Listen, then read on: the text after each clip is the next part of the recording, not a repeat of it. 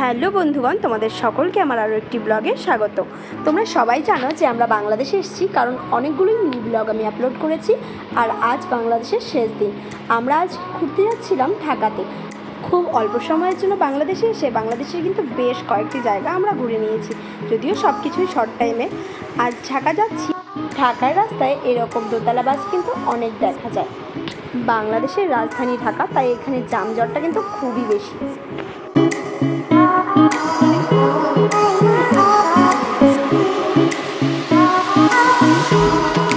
আমরা আসার আগে আমার ভাইরা কিন্তু পরিকল্পনা করে রেখেছে আমাদের কোথায় কোথায় ঘোরাবে, কিন্তু আমাদের সময় কম থাকায় ওদের পরিকল্পনা সফল করতে পারিনি।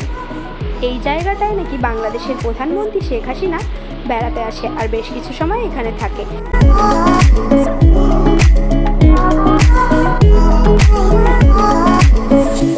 এই হলো ঢাকা নিউ মার্কেট।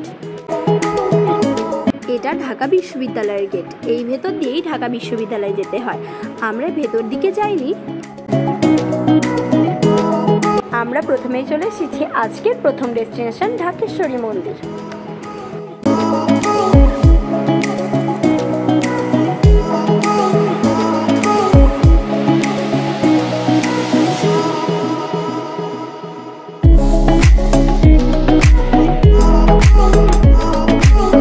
মন্দিরের ভেতরে ঢুকে প্রথমে আমরা নিজেদের জুতোগুলোকে রেখে নিলাম। আর এতটাই বাইরের তাপ ছিল যে বাইরের ফ্লোরটা এত গরম ছিল, কোথাও পা দেওয়া যাচ্ছিল না, শুধুমাত্র এই ভিজা বস্তাটার ওপর দিয়ে যেতে হচ্ছিল। মন্দিরের ভেতরে এসে দেখি তখন কিন্তু পুজো হচ্ছিল। আর যেহেতু আমরা মাত্র দুদিনের জন্য বাংলাদেশে গিয়েছিলাম আর আমাদের এত নিমন্ত্রণ ছিল যে সকাল সকাল আমি আমার জেঠুর বাড়িতে নিমন্ত্রণ খেয়েই বেরিয়েছি, তার জন্য আমরা পুজো দিতে পারিনি। আর আমাদের সবার হয়ে বিদ্যুৎ ভাই কিন্তু পুজো দিয়ে দিয়েছিল। পুজো দেওয়া শেষ হতেই শুরু হয়ে গেল ফটো সেশন। যে যার মতো ফটো তুলতেই ব্যস্ত। পুজো তো দেওয়া হলো না, তাই মাকে প্রণাম করে বাইরে এসে ধূপকাঠি মোমবাতি জ্বালিয়ে নিলাম। এইদিকে ওকে কিন্তু বলি দেওয়ার জন্য একদম রেডি করেই রেখেছে। যেই কয়েকটা দিন আমরা এখানে ছিলাম, এখানকার তাপমাত্রা কিন্তু খুবই বেশি ছিল, তাই একটু ফ্যান পেলেই সবাই মিলে বসে পড়ছিলাম। মন্দিরটা বেশ সুন্দর। আর এখানকার ঠাকুরটা কেউ কেউ বললো সোনার, আবার কেউ বললো অষ্টধাতু, জানি না, যাই হোক বেশ সুন্দর প্রতিমাটা। এই হলো ভোলে বাবার মন্দির। মা থাকবে বাবা থাকবে না সেটা কখনো হয় নাকি। বেশ কিছুক্ষণ এখানে কাটিয়ে এবার বেরিয়ে পড়লাম পরবর্তী ডেস্টিনেশনের দিকে।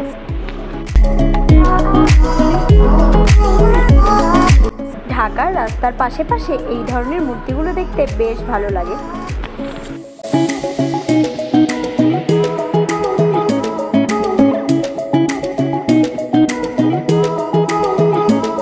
সারি সারি দোতলা বাস রাখা এখানে।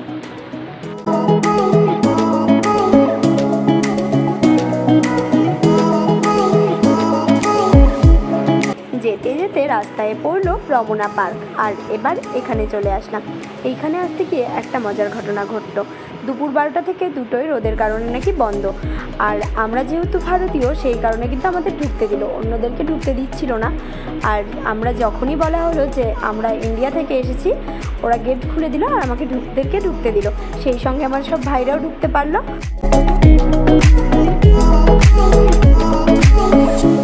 লেকের পাশটা ভীষণই সুন্দর লাগছিল আর আমরা এখানে দাঁড়িয়ে ফটো তুলছিলাম সবাই মিলে। আর এখানে দেখো ওদের দাদাভাই হলো ক্যামেরাম্যান, আর এক একজন হিরো কিন্তু পরপর লাইনে দাঁড়িয়ে পড়ছে ফটো তোলার জন্য।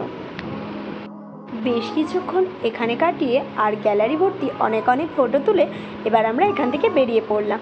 আর এরপর যাব আমাদের নেক্সট ডেস্টিনেশনের দিকে।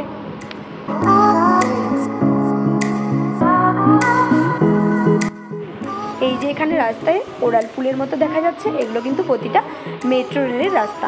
আমাদের এখানে মাটির নিচ দিয়ে মেট্রো রেল চললেও বাংলাদেশে কিন্তু রাস্তার ওপর দিয়ে চলে, মানে ওড়াল পুল দিয়ে চলে। আজকে ভাইরা বলেছিল মেট্রোতে চড়বো, কিন্তু সময়ের অভাব, কি করব হলো না। আর মেইনলি আজ আমাদের ঢাকায় আসা, আবার দুপুরে এক পিসির বাড়িতে নিমন্ত্রণ আছে, সেখানে খাওয়া দাওয়া করার জন্য। আর যেহেতু ঢাকায় এসেছি, একটু ঘোরাফেরাও হয়ে গেল। এরপর আমরা চলে আসলাম বসুন্ধরা শপিং মলে।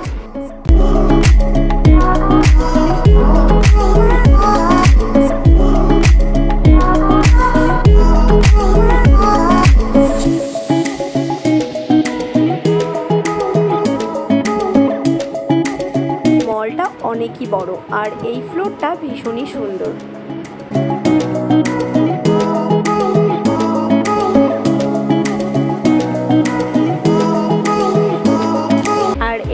রোডটা ভর্তি সোনার দোকান। এগুলো প্রত্যেকটাই নাকি দুবাইয়ের কালেকশন, অনেক বড় বড় হার এক একটা, আর প্রচুর সোনার দোকান এখানে।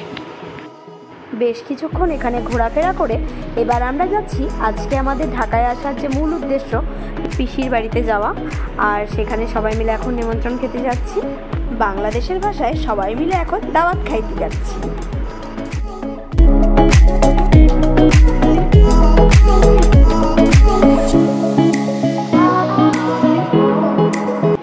এই হলো মিরপুর 10 আর আমরা যাচ্ছিলাম আজকে মিরপুর 7-এ। আমরা খাওয়া দাওয়া করে বেরিয়ে এসেছি। আমাদেরকে আজকেই ভারতে ফিরতে হবে, তাই তাড়াতাড়ি করে কিন্তু আমরা ঢাকা থেকে চলে এলাম। আর এটা হলো জাহাঙ্গীরনগর ইউনিভার্সিটি। এর আগে আমি এটাতে দুবার গিয়েছি, অনেক বড়। এবার সময়ের অভাবে আর ঢোকা হলো না, পাশ দিয়ে চলে এলাম। এবার আমরা নবীনগরে চলে এসেছি স্মৃতিসৌধতে। আর এখানেও একটা ঘটনা ঘটলো, বিকেল 5টা বেজে গেছিলো আমাদের এখানে পৌঁছতে আর 5টার দিকে এটা বন্ধ করে দেয়। সেই কারণে সকলকে কিন্তু বের করে দিচ্ছিল, কাউকে 1 মিনিটও দাঁড়াতে দিচ্ছিল না। আর এখানেও কিন্তু ইন্ডিয়ান পরিচয়টা দেওয়াতে আমাদেরকে বেশ কিছুক্ষণ এখানে থাকতে দিল। সবাইকে বের করে দিল, আমাদেরকে দিচ্ছিল না। যাই হোক, বাংলাদেশে ইন্ডিয়ানদের একটু ভালোই সম্মান করে, এটা ভালো লাগলো। তাড়াতাড়ি করে এখান থেকেও বেরিয়ে গেলাম। ফিরে গিয়ে আমাকে আবার 2টো নিমন্ত্রণ খেতে হবে, তারপর আবার রাতে গাড়ি আছে। টাটা বন্ধুরা, আবার দেখাবে অন্য কোনো ব্লগে। আর সবাইকে অনেক অনেক ধন্যবাদ। আমার চ্যানেলে 2000 সাবস্ক্রাইবার হয়ে গেছে।